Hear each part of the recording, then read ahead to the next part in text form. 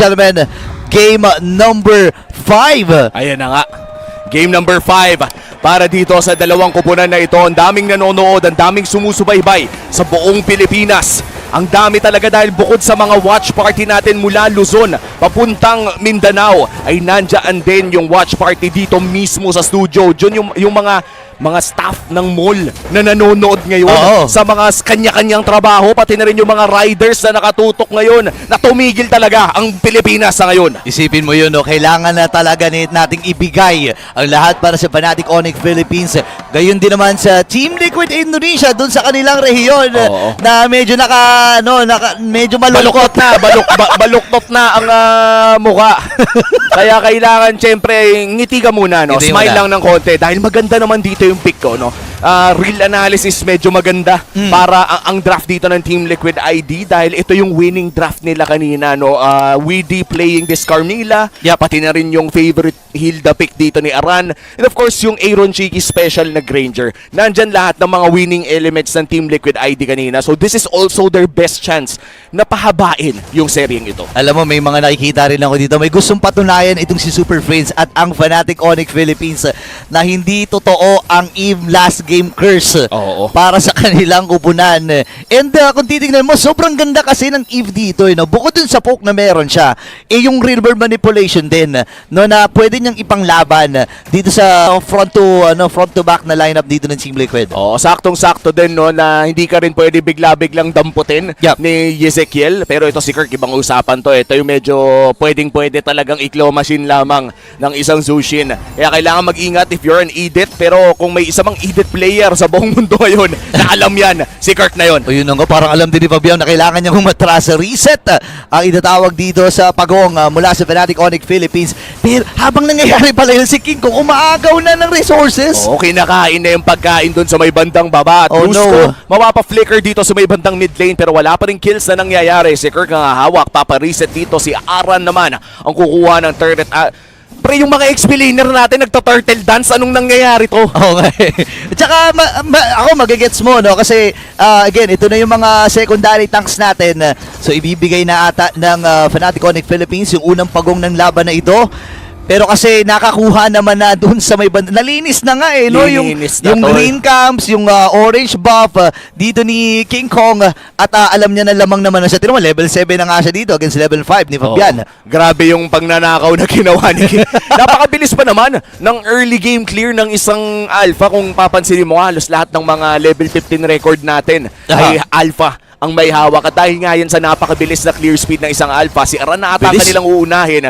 Pero di ata sapat na kanilang damage for now. Kailangan niya mag-back pero kumakapit muna sa grass para sa lakas. Yun nga, no? Nakalahati na rin yung energy shield doon. Habang Ezekiel nagamit yung Crimson Beacon, bibitin din si King Kong. Dadalhin din sa may gilid. Pero andito naman si Kirk to the rescue din with that damba. Ngayon sa may gitna naman, river manipulation mula kay Super Friends. Atras muna si Widit, Aaron, Shiki at reset ang magiging call na magkabilang ko. Anong reset? Sabi ni Bruce ko, wala magre-reset dito. Pina-flicker pa niya. Napakaganda nung trade na yun, men.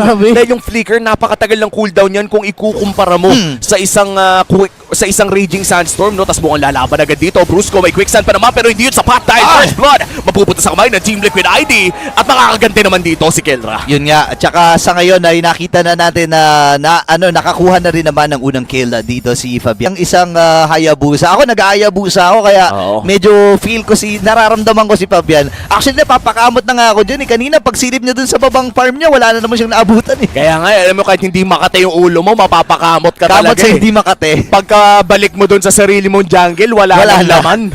Parang naakyat bahay na dito ni King Kong. Pero si Kirk, flicker palayo. May Primal Wrath pa naman. Kakasanga ba ng Quad Shadow? Hindi na. Inalis na. Hindi na rin lumaban dito si Fabian. Kasi alam niya na nakaantabay itong si King Kong. At isang Spear of Destruction lang ay pwede talagang ma-destroy itong si Fabian. Second turtle ay hinahatak na rin ni King Kong at nakapwesto ang Fnatic. Ito na nga, Turtle. Sisimula ng Fnatic Onyx Philippines. Ang pinakaunang pagong ibinigay nila. Ang tanong, yung pangalawa ay makukuha kaya? Okay, ang baba na ng buhay ni Brusco dito habang Raging Sandstorm pinilid pa! King Kong with that turtle! Nakuha sa pagkakas kilabas si Raging sige mamamatay din. River manipulation from Super Prince. At naka-double kill na dito kagad itong si Kerra. Buhay pa rin si Kirk! Natamba pa itong si Ezekiel. Napop na naman yung kanyang flicker dito at si Kerra ay nakikipagsabayan na dito kay Fabian. Buhay pa rin siya. Indonesia, pero hindi papayag ang Super Family na makakatakas ng basta-basta si Fabian. Wala nang quad shadow si Idol. Wala na. Napapalibutan ka na. At mukhang may trade pa rin na makukuha ang Fnatic Onyx Philippines at lamang na nga sila ng 1,000. And tignan mo naman sa lahat ng pwedeng mabuhay. Si Kirk ng 50 HP. Pumerskill. Katapang talaga si Kirk at nakita natin yung contribution talaga ng hero niya, no? Ay, continuous kasi yung crowd control nito. Kapag nahuli ka ng isa, hindi ka na talaga makakagalaw. Oh. And ang Fnatic Onyx Philippines ngayon, ito hindi na naman pinapagalaw. Itong si Fabian, wala na naman siyang aabutan doon. Ang isang natira sa kanya ay yung green Cap lang. sa may grabing pang nanakaw na ang ginagawa ng Fnatic Onyx Philippines sa loob ng jungle ng Team Liquid ID.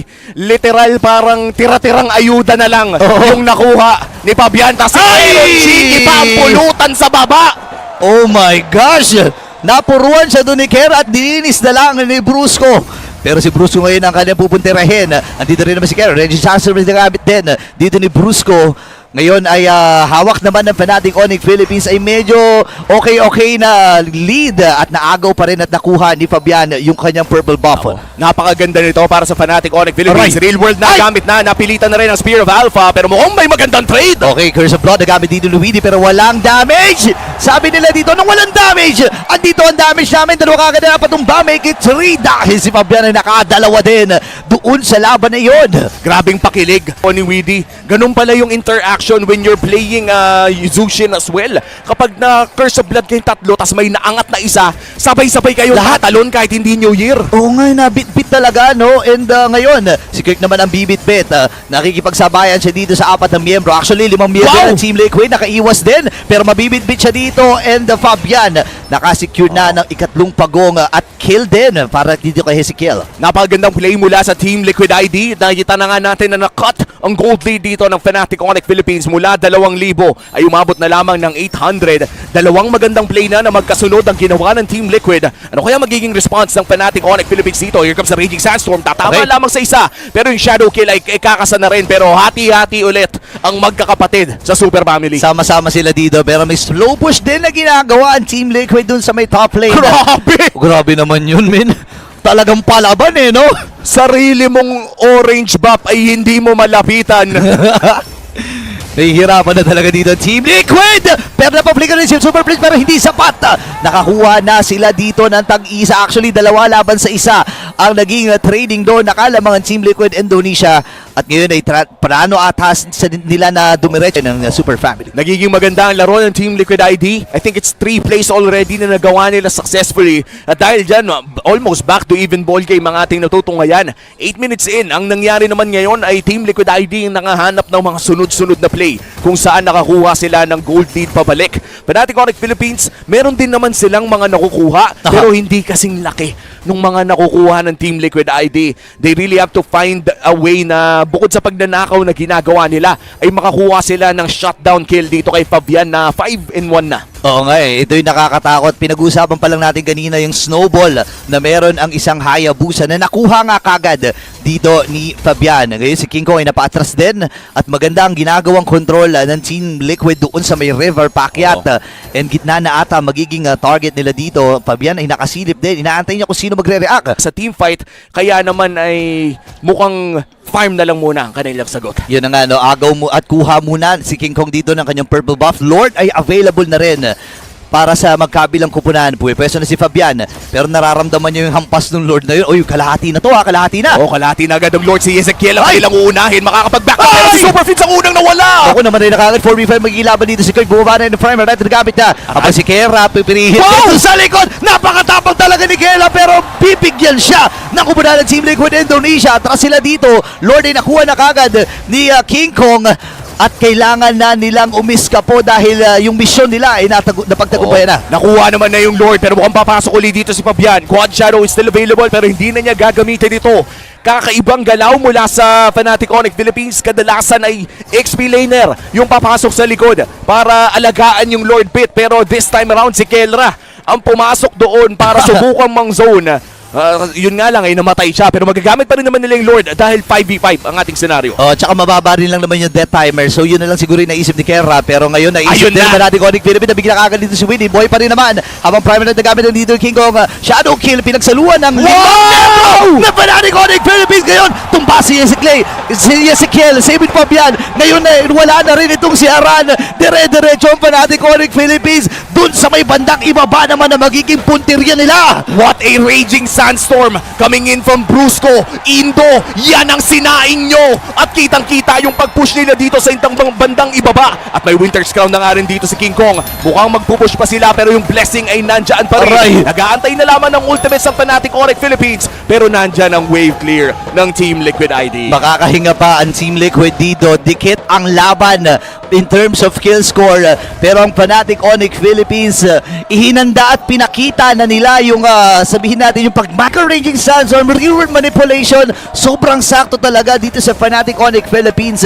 And ang Team Liquid, kailangan na nilang piliin yung team fight na ilalaban nila. At kanina parang nakakalamang na nga ulit yung Team Liquid ID pero binaliktad ito muli ng Fnatic Onyx Philippines with a great Lord play. Naging unfortunate lamang na si Kelra yung kinailangan humarap but nevertheless nakagamit pa rin naman sila ng Lord doon sa may bandang ibaba. Wala mang bumagsak na inhibitor turret ay lamang na ulit sa mapa ang Fnatic Onyx Philippines at napakalaking bagay niyan with our upcoming Lord. Isang minuto bago ito lumabas at mukhang kontrolado ng Fnatic Onyx Philippines ang river. Yeah, and nararamdaman natin no, na medyo nag-struggle na rin ang Team Liquid Indonesia na humanap ng mga possible trade. Kasi nga naman ang Fnatic Onyx Philippines, nagiging wise na rin. Nagiging mautak na rin sila dito. Si Brusco na ang binibigay nila doon sa mga frontline or doon sa pag-check ng buhay. Pero si Kerra, grabe naman, napakalarim, river manipulation.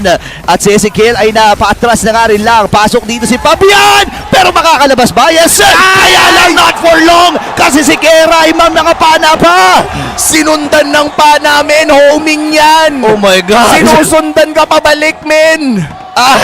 Ang tapang din kasi ni Fabian doon, pinasok ba naman yung 5? At ayan na nga, 4 ang dedepensa para sa Team Liquid ID pero wala tampake ang Fnatic Onyx Philippines dahil Lord ang kanilang puntirya.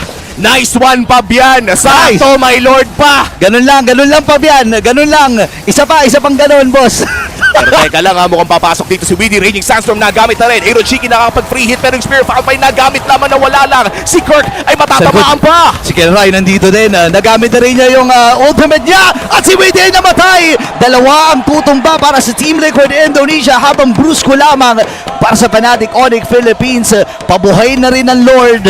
Ang tanong, makakadepensa ba ang Cavalry? Nako, unang malupitang depensa ang kailangan gawin ng Team Liquid ID dito. Meron naman silang wave clear. Yep. Meron din silang range na pang poke. Kayang-kaya nilang dumepensa basta walang mamamatay. Pero kailangan mag-ingat dito ng Fnatic Onyx Philippines. 3K lang ang kanilang lamang. Kaya pa rin naman pumalag ng tiding bigla-biglain ang huling posibleng pag-push nila dito. Hindi pa tapos ang laban na ito. Remember, ito ang kampiyon ng MPL Indonesia at marami talagang kupunan. Internationally ang napatumba nila. Kaya ang Fnatic Onyx Philippines medyo nag-iingat din. May pagpasok dun si King Kong pero si Brusco ay humaharap na. Ayan na, Lord push sa may bandang ibaba. That's one inhibitor turret down. Mid lane naman ata magiging punteriya ng Fnatic Onyx Philippines. Isang tore na lang ang matitira dito kung sakaling makukuha nila ang mid lane. Hindi tatama ang Spear of Alpha. That's 2 inhibitor turrets down at mukhang kakalbuhin na nila ang base ng Team Liquid ID. Isa na lang at mukhang babagsak pa nga. Oh my gosh, kalabit na lang ng gatilyo dito and si Kerra pinipilit na rin abutin itong tore na ito. Kailangang bantayan ng Team Liquid Indonesia. Sabi nila, sige, ikaw nakaganda si King Kong dito ngayon. Pinagsaluan ng 3 miyembro ng Team Liquid ng Fnatic Onyx Philippines. Habang pasok ang Team Liquid Indonesia, remember division na gamit din. Oh no!